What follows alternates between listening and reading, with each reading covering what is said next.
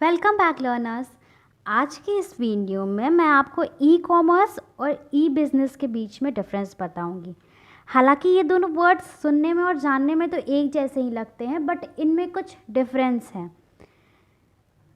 तो आज जानते हैं कि इसमें डिफरेंस क्या है। In e commerce, information and communication technology is used for B2B transaction, B2C transaction, C2C transaction and many more. अब ये B2B ट्रांजैक्शन, C2C ट्रांजैक्शंस और B2C ट्रांजैक्शन क्या है, ये मैंने अपनी वीडियोस में बताया है। आप प्लेलिस्ट में जाकर के कॉमर्स सीरीज़ की उसको देख सकते हैं ना। अब ये ई कॉमर्स होता क्या है ना। B2B ट्रांजैक्शन मैं आपको बता दूं, बिजनेस टू बिजनेस ट्रांजैक्शन को कहते हैं। B2C business to customer transaction होता है और C2C customer to customer transactions होते हैं। तो ना इन लोगों के बीच में जब कोई ट्रांजैक्शंस होता है तो वो ई कॉमर्स कहलाता है।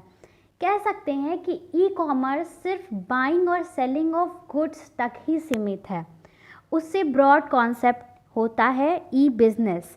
यानी ई कॉमर्स जो होता है वो ई बिज़नेस का एक पार्ट होता है, हम कह सकते हैं। ई बिज़नेस में ई कॉमर्स के अलावा और भी जो फंक्शंस होते हैं और भी जो प्रोग्राम्स होते हैं जिससे कि एक बिज़नेस को बढ़ाया जाता है, एक बिज़नेस को वेल मैनेज किया जाता है, वो सारे ई बिज़नेस के अंदर आते हैं। जैसे अगर प्रोडक्शन प्रोसेस को इन्हेंस करना है, अच्छी प्रोडक्शन हो, इस चीज़ के लिए हम क्या करेंगे, अच्छी मैनेजमेंट करने के लिए हम क्या करेंगे, अच्छे कस्टमर लाने के लिए हम क्या करेंगे। तो इस तरह के जितने भी वर्क होते हैं जिनमें जब आईसीटी का यूज़ होता है, यानी इंफॉर्मेशन कम्युनिकेशन टेक्नोलॉजी का जब यूज़ होता है, जब इंटरनेट का यूज़ होता है, जब इलेक्ट्रॉनिक मीडियाज़ का यूज़ होता है, तो वो ई बिज़नेस कहलाता है। ई कॉमर्स ई बिज़नेस का ही एक पार्ट होता है। इसे ऐसे समझते हैं जैसे अमेज़ॉन एक कंपनी है, ठीक है। अमेज़ॉन एक कंपनी है, वो ऑनलाइन ई कॉमर्स कर रही है। क्या कर रही है वो? Buying and selling of goods and services.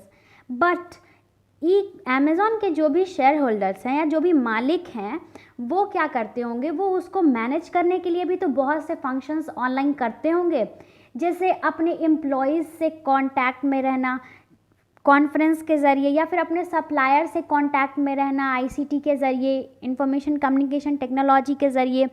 तो इस तरह से जब वो अपने सप्लायर से कांटेक्ट में रहते हैं तो वो ई बिज़नेस कहलाता है। यानी पूरे जब लार्ज स्केल पे किसी बिज़नेस को देखा जाता है तो वो ई बिज़नेस हो जाता है। वहीं अगर सिर्फ बाइंग और सेलिंग की, गुड्स की बात की जाए कि सिर्फ गुड्स खरीदने और बेचने की अगर बात जहाँ तक सीमित हो जाती है तो वो ई कॉमर्स हो जाता है। लेकिन जब सिक्योरिटी, कंफर्ट, कन्वीनियंस और कॉस्ट इफ़ेक्टिवनेस की बात की जाती है, फ्लेक्सिबिलिटी की बात की जाती है, मैनेजमेंट की बात की जाती है कि आपका बिज़नेस किस तरह से रन कर रहा है, और जब ये सारी बातें आईसीटी के ज़रिए की जाती है, यानी जब इलेक्ट्रॉनिक मीडियाज़, इंटरनेट के ज़रिए की जाती है, तो वो ई बिज़नेस हो जाता है। जैसा कि बिज़नेस और कॉमर्स में जो डिफरेंस होता है, सेम डिफरेंस ई बिज़नेस और ई कॉमर्स में भी होता है। बस यहाँ ये होता है कि जो भी वर्क किए जाते हैं, जो भी फंक्शंस होते हैं, वो इलेक्ट्रॉनिकली होते हैं, मींस इंटरनेट के ज़रिए होते हैं। उसमें मीडिया का इन्वॉल्वमेंट होता है, उसमें इलेक्ट्रॉनिक गैजेट्स का इन्वॉल्वमेंट होता है, ठीक है, इंटरनेट का इन्वॉल्वमेंट होता है। तो इस तरह की जो चीज़ें होती हैं वो ई बिज़नेस के अंदर आती हैं, और ई कॉमर्स के अंदर सिर्फ buying and selling of goods and services.